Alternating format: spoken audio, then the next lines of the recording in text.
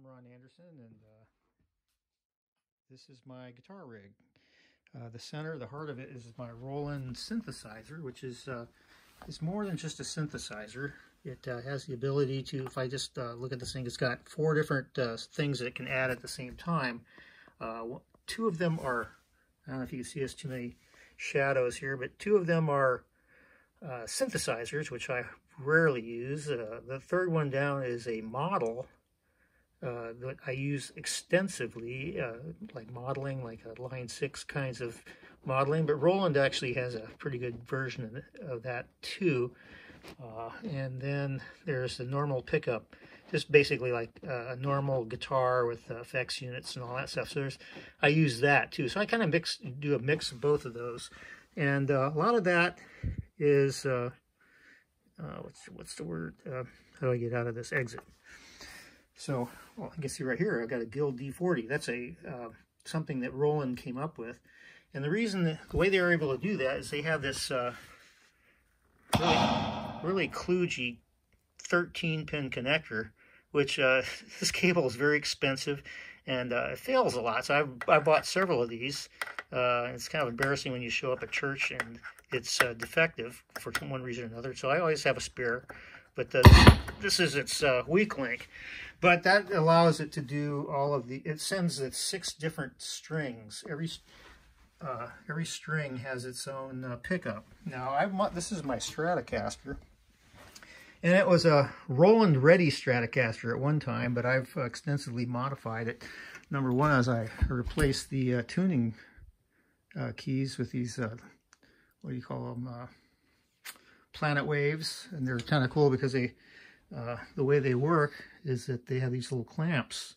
So when you clamp the thing down, you don't have the string winding around several times, because the defect of that is that when you start wiggling the string, you could cause your string to go out of tune. But because there's no, because the string doesn't wrap around the barrel several times, it doesn't go out of tune as easily. So that was the first upgrade that I did. And then the other was replacing the stock pickups with noiseless pickups, because Stratocaster has this really cool switch where it has 5 different positions, and 2 of them use the center pickup in an inversion.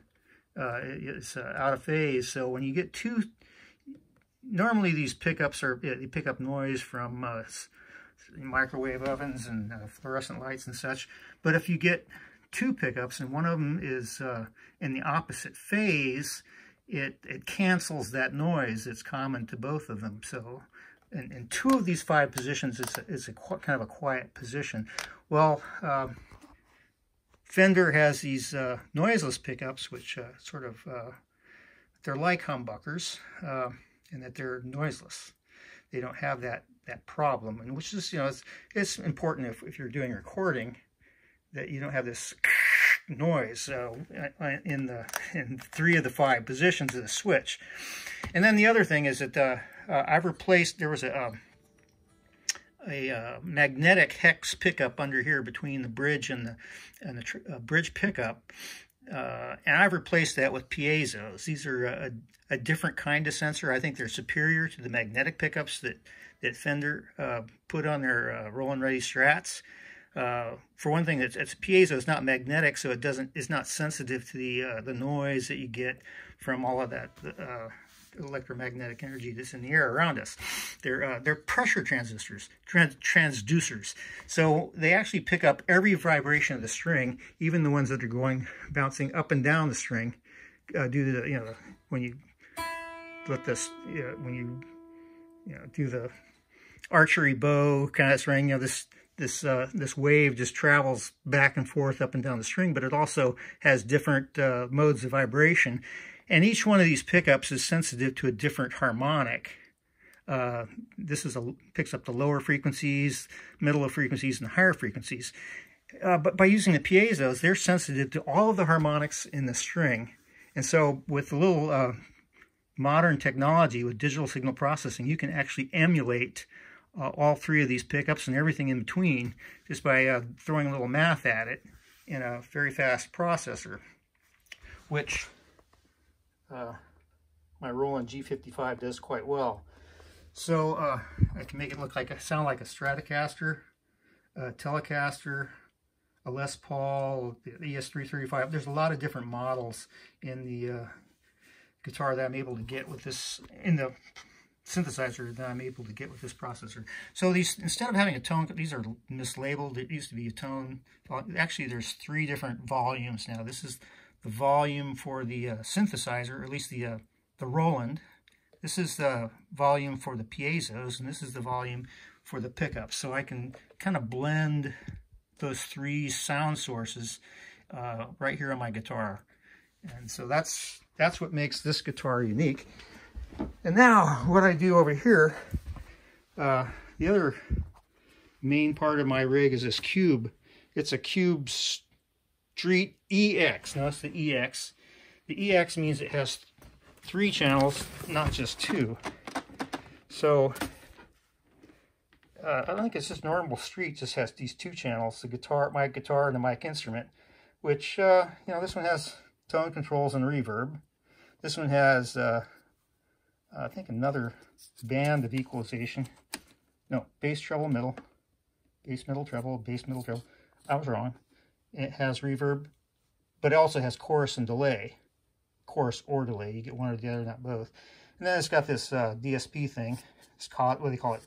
COSM, C-O-S-M, which you can do different kinds. I just kind of keep it clean.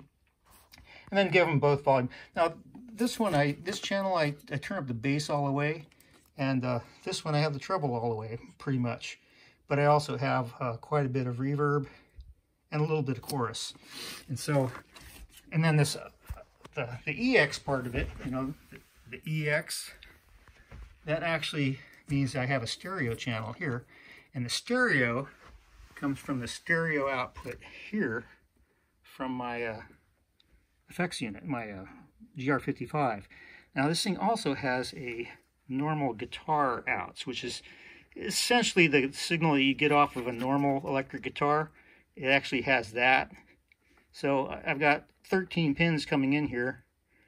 6 of them are the individual piezo signals, and then 7th one is the signal that comes from the magnetic pickups, and it just kind of takes it in and out.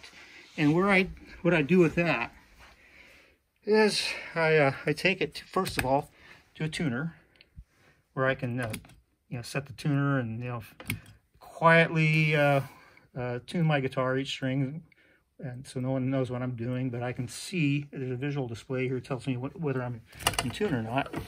And then the signal goes out from there and into my Morley volume pedal, which the output of that goes into this A-B switch.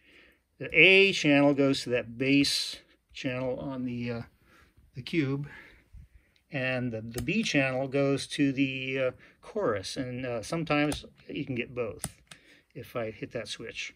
But normally I just have one or the other. If I want to add some bottom end to what I'm playing, I'll click that. And if I want to add some clean, so sweet chorusy kinds of things, I hit the B. And then I can just add in a little bit of whatever effect that is and just add it to whatever I'm doing over here. So that gives me quite a bit of variety of things that I can do.